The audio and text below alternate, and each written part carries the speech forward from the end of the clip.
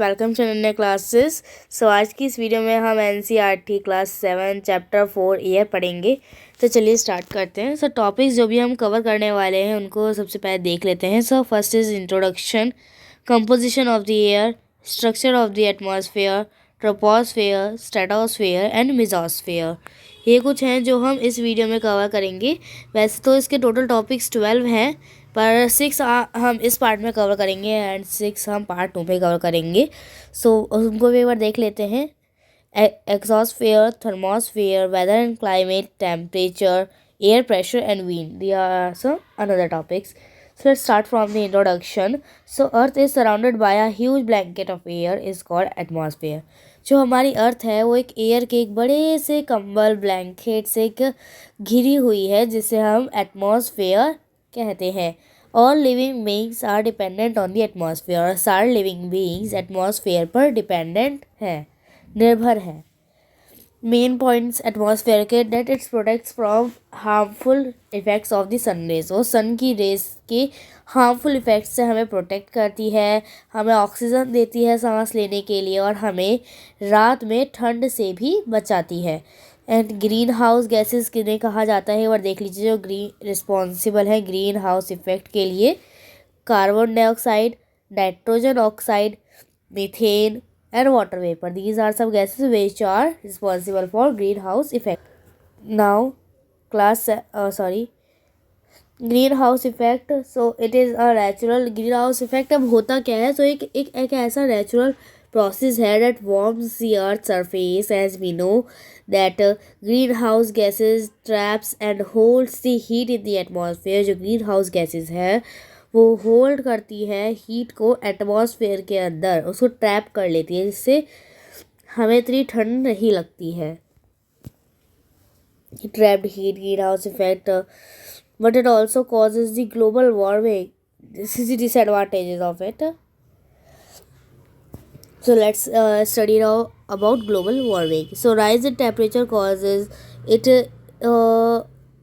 that जब temperature rise करता है, गर्मी बढ़ती है, तो ग्लोबल वार्मिंग होती है. लाइक अब कुछ कॉजेज हो सकते हैं, like snow to melt, plants and animals extinctions, like snow burning, snow owl. ये सारे एनिमल्स और प्लांट्स क्या है, ख़त्म हो सकते हैं अगर स्नो मेल्ट होगी तो. सी लेवल में राइज हो जाएगा, कॉजिंग फ्लड आएगी, बाढ़ आ सकती है. And green turtle, dolphin, sharks, whales are sensitive to temperature. बहुत ज़्यादा सेंसिटिव होती है टेम्परेचर के लिए. अगर टेम्परेचर में हल्का सा भी चेंज होता है तो मतलब उनको खतरा हो सकता है. This is the snow owl. Okay, this is the snow bird, penguin and these are some. Next is composition of the atmosphere. So air जो हम सांस लेते हैं जिस एयर से, वो एक बहुत मिक्सचर है बहुत सारी गैसेस का. Like nitrogen, oxygen in bulky amount. And nitrogen और ऑक्सीजन एक बहुत बड़े बल्क अमाउंट में प्रेजेंट होती है. और अदर गैसेस भी होती है जैसे कि helium, hydrogen in lesser amount में होती है वो. तो चलिए पढ़ते हैं जो कि बल्क में प्रेजेंट है. So first is nitrogen. So nitrogen is a very important. Nitrogen plants के लिए बहुत ज़्यादा इम्पोर्टेंट है. A vital product for chlorophyll. एक वाइटल प्रोडक्ट है क्लोरोफिल का. क्लोरोफिल के लिए the compound by which plant use sunlight to make food. वो एक कंपाउंड होता है जिसको प्लांट्स यूज़ करते हैं. सनलाइट को यूज़ करते हैं फूड बनाने के लिए. ओके, सोने नाइट्रोजन किससे मिलती है? एक कीड़ा सा, एक बैक्टीरिया होता है राइजोबियम, उससे उन्हें नाइट्रोजन मिलती है. तो वो भी नाइट्रोजन लेता होगा तभी. या दीज आर कुछ बैक्टीरिया होते हैं जिन्हें हम राइजोबियम कहते हैं, जो कि फ्रॉम एयर नाइट्रोजन लेते हैं एयर से, एंड नाइट्रोजन कंपाउंड्स इन्हें देते हैं. एंड ये फिर फोटोसिंथेसिस कंपाउंड इन्हें देती है. ओके, ये रूट से इन्हें देते हैं.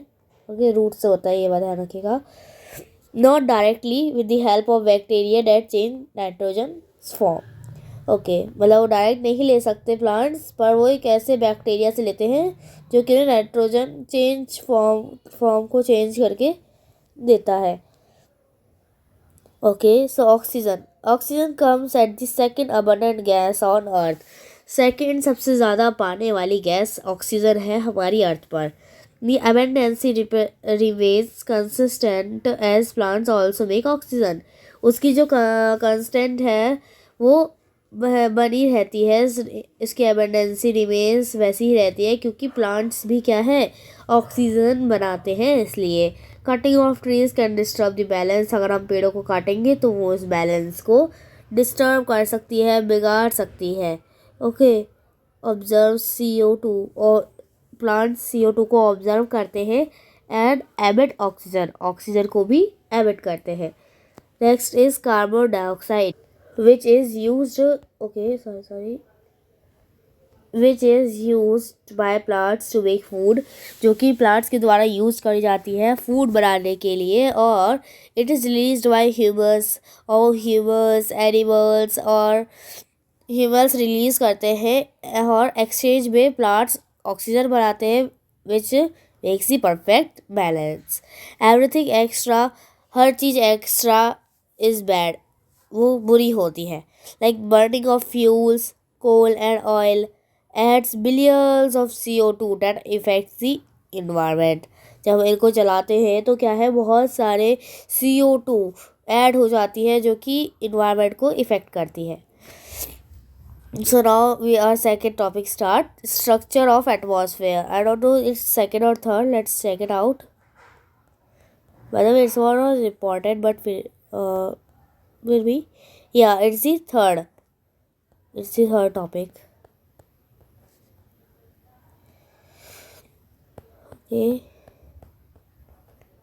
It was here. सो जो हमारा एटमॉस्फेयर है वो 5 लेयर्स में डिवाइडेड है. फर्स्ट है हमारी ट्रोपोस्फेयर जो कि 13 किलोमीटर की हाइट पे है अर्थ से. This is the earth level, 13 kilometre की हाइट पर है ये. दी जो हम एयर ब्रीथ करते हैं, सांस लेते हैं जिस एयर से हम, वो यहाँ पे एग्जिस्ट करती है और ये एक बहुत इम्पॉर्टेंट लेयर है क्योंकि अगर ये ना हो तो एयर भी नहीं होगी. Okay. Fog, hail storm, rainfall, weather phenomena, ये सारे यहाँ पर होते हैं. सो कि एक बार हम वैसे भी देख लेते हैं. ट्रोपोस्फेयर तो अब मैंने आपको बताया 13 किलोमीटर की हाइट पे होती है अर्थ से, जहाँ पे क्लाउड्स भी थोड़े बहुत होते हैं. So these are the layers like, okay, we will study in detail here. Okay. So stratosphere जो कि 50, जैसा वो 13 था अर्थ से 13 किलोमीटर पे था वो, तो ये उससे आगे 50 पर है. मतलब इसको मिला के ये 50 हो गया. ओके. अर्थ से टोटल 50 है. So okay like that. So ये क्लाउड से फ्री है, इसमें क्लाउड्स नहीं है, वो जो कि एरोप्लेन को फ्लाई करने के लिए एकदम सही है. ओके. जो कि एकदम सही है एरोप्लेन को उड़ने के लिए. Contains a layer of ozone gas, जिसमें एक ओजोन गैस की लेयर भी होती है जो कि हमें प्रोटेक्ट करती है सन रेज से. तो यह आप ध्यान रखिएगा, ये आ सकता है कि कौन से स्फीयर में कौन से type of, wait what was that, कौन सी लेयर्स, स्ट्रक्चर ऑफ एटमॉस्फेयर में कौन सी लेयर में ओजोन गैस होती है. ओजोन गैस की लेयर भी होती है जो कि हमें सन रेज से प्रोटेक्ट करती है. So it's also very important. Next is mesosphere. Okay. So third layer of atmosphere, third layer है एटमॉस्फेयर की, 18 किलोमीटर की हाइट पर है ये. And Burns the meteoroids like lumps of particles of rocks. ये मेटेरॉइड्स क्या होते हैं, एक लम्प्स होते हैं, एक पार्टिकल होते हैं रॉक्स के फ्रॉम स्पेस. ओके. सो ये वाली लेयर होती है जहाँ पर जो जला देती है मेटेरॉइड्स को स्पेस में से. Next is thermosphere. Have a rising temperature with height. जैसे जैसे हम हाइट में बढ़ते जाते हैं तो टेम्परेचर भी राइज होता जाता है यहाँ पे. Ionosphere is a part of this layer and ionosphere इसका एक और पार्ट है. लाइक ये लेयर थी उसकी एक, और इसके अंदर भी एक लेयर है लोनोस्फेयर, ये इसका एक पार्ट है. At this is 80 to 400 kilometre की हाइट पर ये है. The transmission reflects back to the earth by this layer. जो ट्रांसमिशंस जो होते हैं वो रिफ्लेक्ट हो जाते हैं इस लेयर से बैक टू द अर्थ, अर्थ में बैक आ जाते हैं इस लेयर से. Next is exosphere. Okay. The picture is not given here but it is the uppermost layer of the atmosphere and this layer has a very thin air, और उसमें बहुत ज़्यादा thin air होती है, बहुत पतली एयर होती है। एंड हीलियम एंड हाइड्रोजन, जो हीलियम और हाइड्रोजन है ओके वो स्पेस से फ्लोट करती हुई मतलब तैरती हुई क्या आती है इन दिस लेयर, इस लेयर में आती है ओके, क्योंकि बहुत सारी गैस है ना वहाँ पे हमारे उसमें। ओके लेट्स सी हमने कहाँ तक कर लिया, कितने पार्ट, क्योंकि फिर बाकी का हम नेक्स्ट वीडियो में कवर करेंगे। रिसोर्सफेयर, एग्जॉस्फेयर, थर्मोस्फेयर हमने यहाँ तक कर लिया है। 4 पार्ट्स हमारे अब बचते हैं, तो वो हम क्या है नेक्स्ट वीडियो नेक्स्ट पार्ट में कवर करेंगे इसी चैप्टर के। सो मिलते हैं अगले पार्ट में, तब तक के लिए बाय बाय।